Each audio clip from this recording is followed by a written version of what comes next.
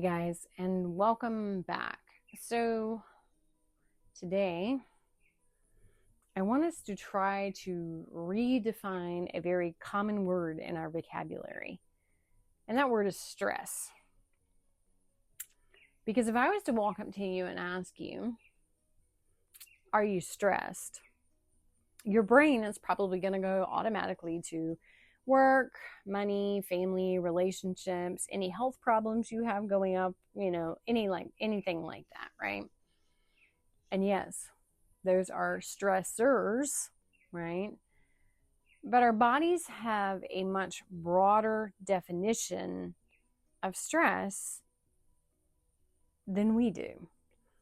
Your body experiences stress when you haven't slept, eaten, if you eat a really big meal and then you go lay down and try to sleep.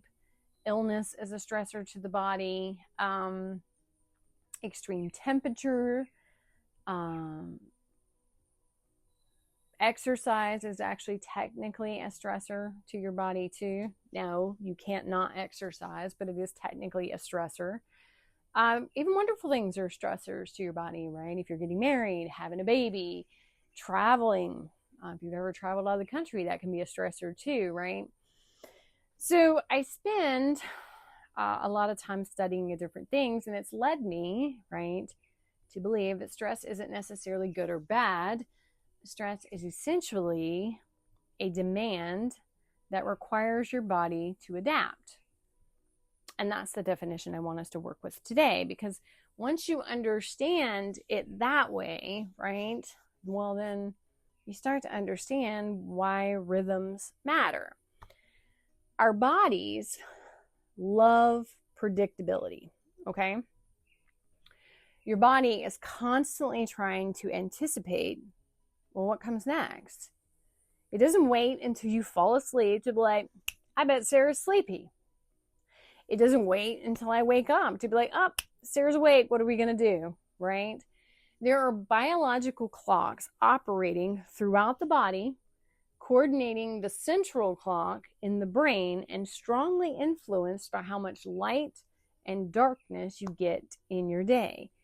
Your hormones change throughout the day. Your body temperature can change throughout the day. Your alertness changes. Appetite metabolism changes, right? It's all this constant ebb and flow.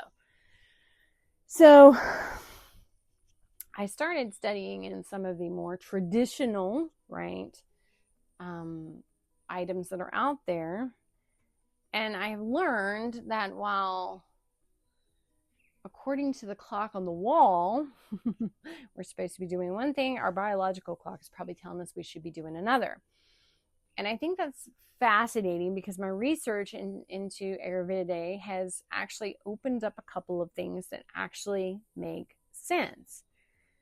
It's not simply what we ate, what herbs we're taking, right? Herbs are okay, fine, but it's not about that. It's about when we wake up, when we move, when we eat, when we work, when we slow down, and when we sleep.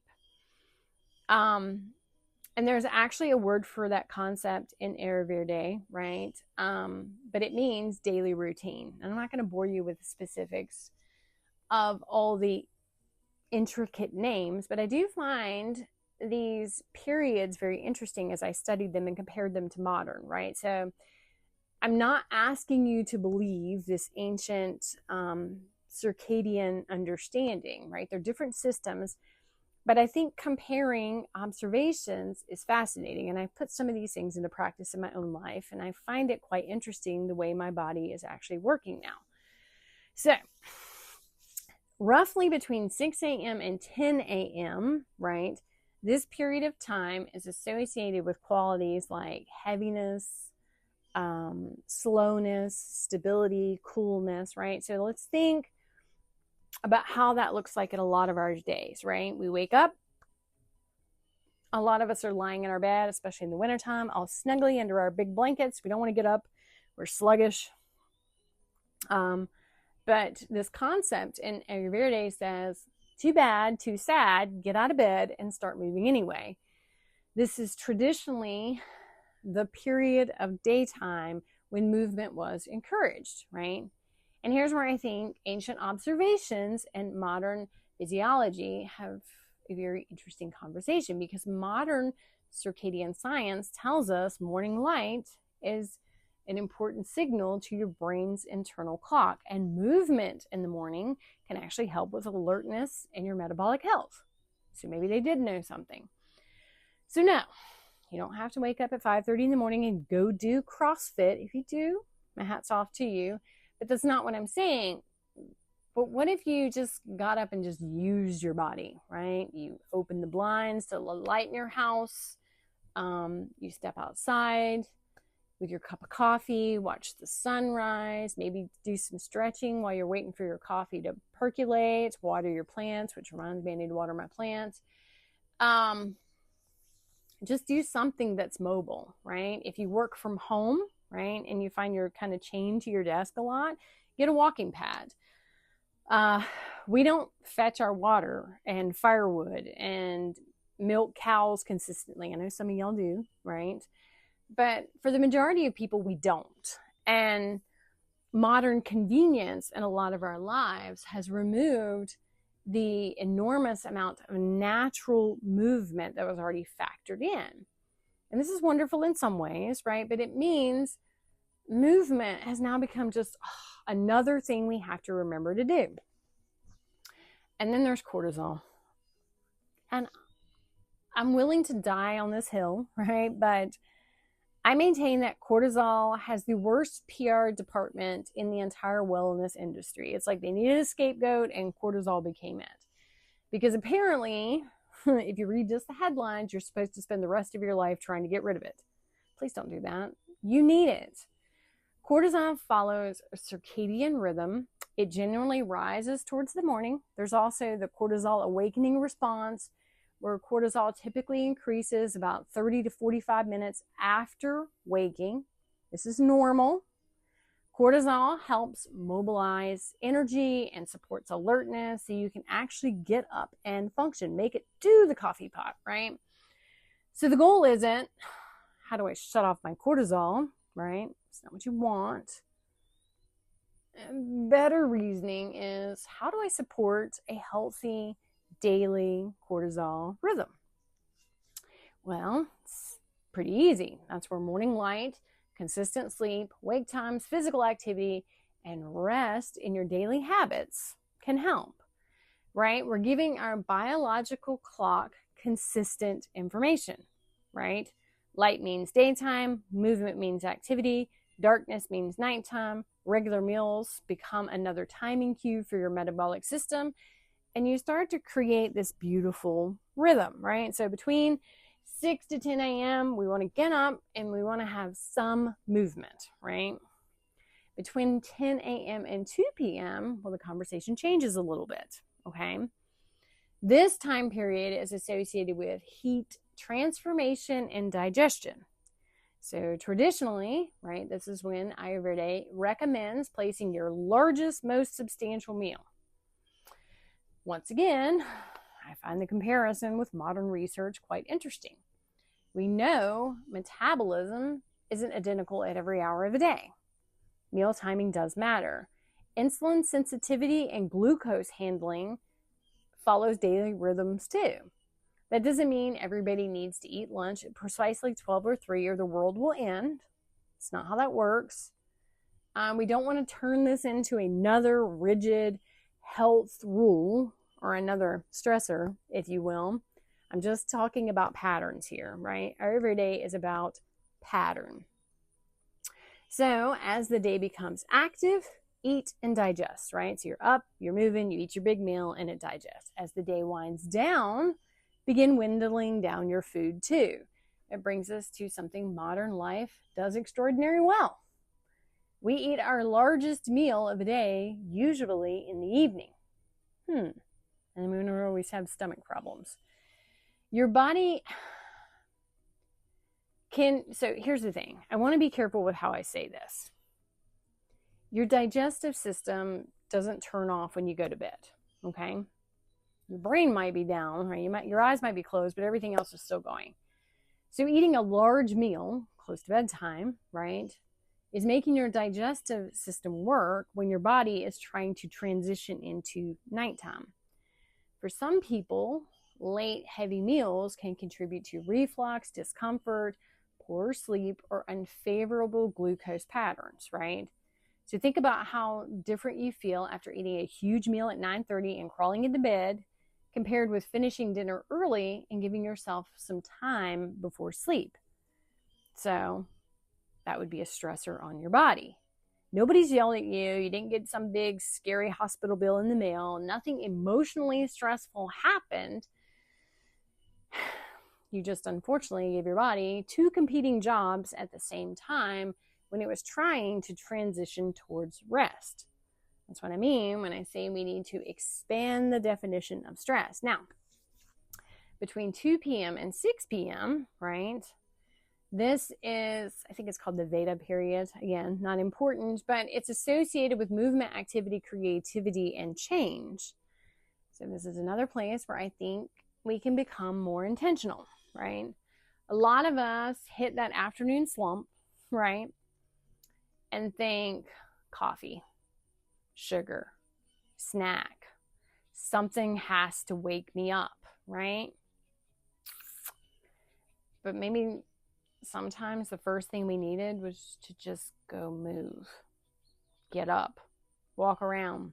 You can actually break it up, like for those of you who do hours worth of cardio, break it up into 20-minute intervals in these periods too, because constant movement's really good.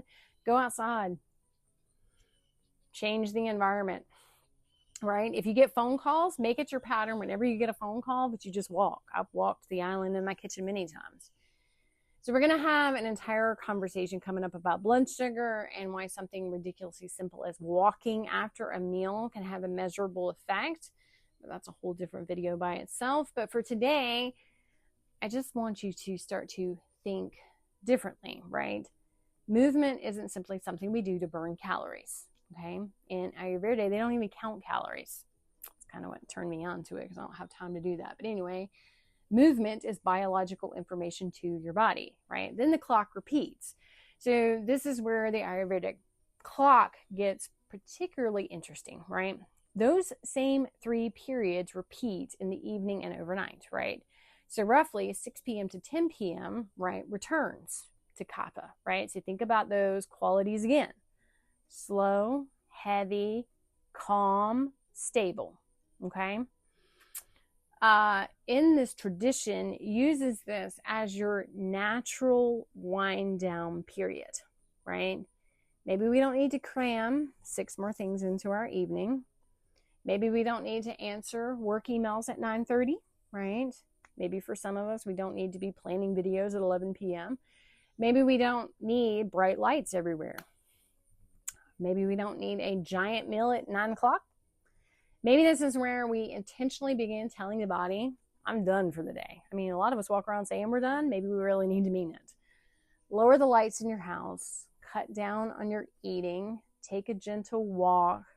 Read a book. Talk to your family. Take a bath, right? Pray. Just spend that wind down period however you wind down. Because once again, you're creating signals and patterns to the body. Consistency every day. And this is where modern life gets a little weird, right? So think about the signals we give our body. It's 10:30 at night. We're exhausted. But the television's on. And the phone's 6 inches from our head. And we're answering messages. Maybe the group chat's blowing up. Yes, I'm talking to the girls in my group chat. Thank you. Maybe we're snacking. Maybe we're working. The house is brightly lit. And then we put the phone down and say, okay, body, you've had 4 minutes to prepare. I'd like you to go to sleep. And then you're surprised when your body rebels and you're staring at the ceiling. And the morning comes, it's dark inside, we barely move, we stare at another screen, we drink our coffee, and we wonder why can I never seem to wake up. We've essentially reversed many of our environmental signals that our body has historically received, right?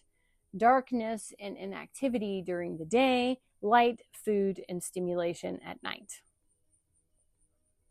And then we call ourselves broken because we're tired. We're not broken.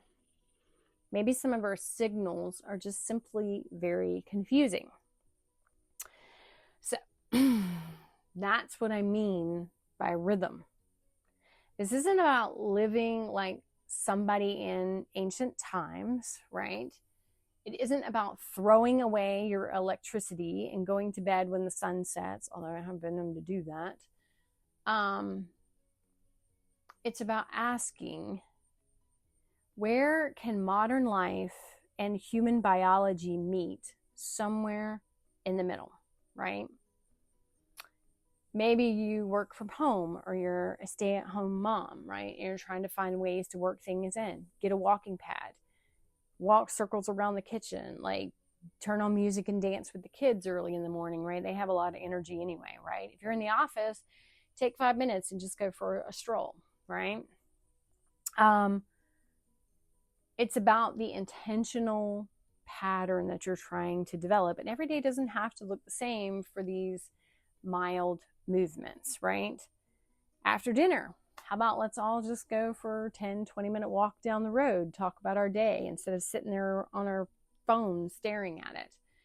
Maybe tomorrow morning you take your coffee outside instead of drinking it while you stare at your phone. I'm not trying to recreate an ancient life. I'm trying to intentionally put some of the signals that convenience has removed. And this is why I don't want you to fear stress, because stress isn't inherently bad, right? As we've learned, exercise stresses your body, but it helps it adapt, right? Learning something difficult stresses your brain, especially if you're over the age of 40. Cold and heat create physiological stressors, right? Fasting is a stressor. Pregnancy, stressor. Travel, stressor. Excitement is a stressor, right? So the question isn't, is stress occurring? Because of course it is.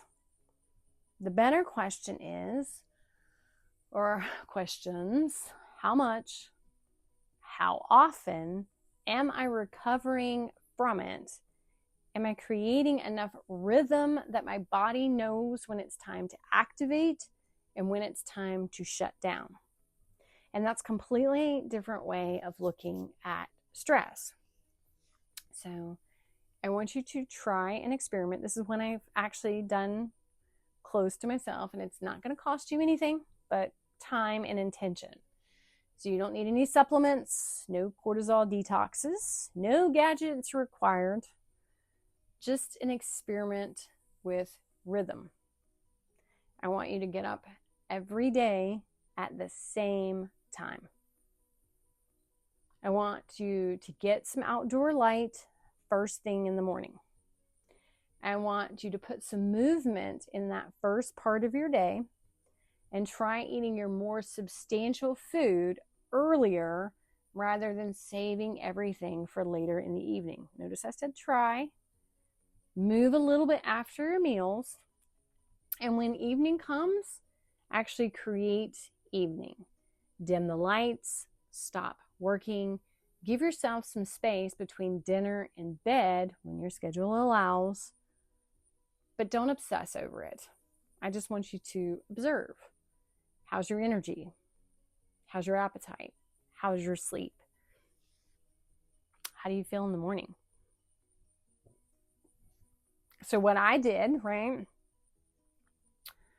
for my own personal learning, right, because I won't tell you to do it unless I try it myself, right? I get up in the morning, usually about 4:45, 5 o'clock. I make my coffee. I get on my walking pad while I'm at work. Usually eat my biggest meal between 10 to 1. Then I usually in the evenings will have a smaller protein snack, right? And I've seen benefits, and I try to be in bed by 10 o'clock every night, read my book by candlelight, right? That's when my eyes hurt. But it's made me think differently about how I do things, right? Modern science gave us the circadian biology, right? Ayurveda gave us this fascinating framework of rhythms. They're not interchangeable, right? And I don't think you should pretend they are. And you have to work with what works best with your schedule. But sometimes they give us two different windows through which we can look at our human body. And I think that's very fascinating to explore, because maybe managing stress isn't always about taking something to make ourselves calmer. Sometimes managing stress is about giving the body a little more predictability. Light when it's light, dark when it's dark, movement during movement hours, and rest during rest hours. And stop stuffing your gut and crawling into bed. I've seen huge changes in my digestion. But again, this is just me, right? Your schedule might call for different things. Your health may call for different things, right? But I just know for me personally, I have felt lighter. I'm going to bed by 10 o'clock. That's why I was cracking on the group chat, because it usually lights up about 10:30 some nights. But in the essence, I'm learning, right? And I'm trying to do the applied practice. I'm not just reading something in a book, telling you to do it and not doing it myself. I'm quite fascinated with different, gleaning different things from different areas to see what actually makes sense with how we develop these natural rhythms in our life. Some of us go too much. Some of us can't help it because of the season we're in. But I am very thankful that I'm in a season where I can sit back and relax and think about things and plan out things and make sure I'm in bed by, let me tell you, when I had small children, there's probably no way I'd be in bed by 10 o'clock, because usually they didn't calm down until 9. So usually from 9 to 11 was my time to just get some peace. So I get it.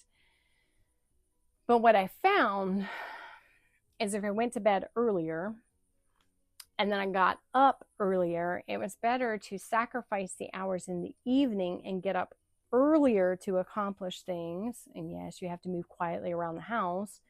But I even trained my children to where I would just turn on music in the morning when I got up, and they would just sleep through it because it would just be music to them. There's ways that you can accomplish things with intent that might actually work. So stress is not necessarily the enemy. Cortisol is definitely not always the enemy. Too much is a bad thing for sure, but are you adding to the problems, or are you trying to help them? So next time we're going to fall into some other interesting topics.